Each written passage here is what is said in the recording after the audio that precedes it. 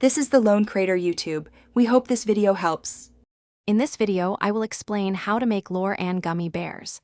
Then, introduce the essential ingredients and tools needed for this fun project. We'll cover everything from the specific Lorann flavors to the right kitchen equipment.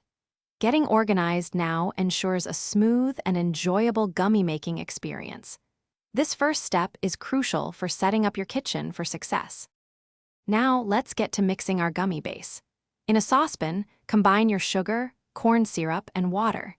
Heat this gently over medium heat, stirring until all the sugar crystals have dissolved. Then, gradually whisk in the unflavored gelatin.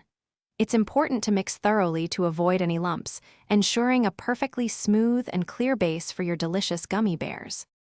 With your base ready, it's time for the exciting part, adding flavor.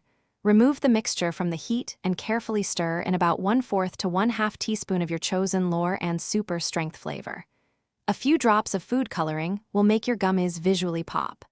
Then, gently pour the warm liquid into your gummy bear molds, filling each cavity evenly for perfect shapes.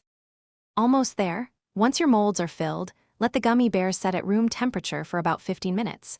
For a firmer texture, transfer them to the refrigerator for at least 30 minutes. Once fully set, carefully pop them out of the molds.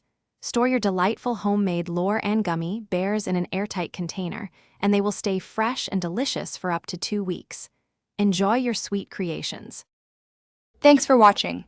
Consider subscribing if we helped you.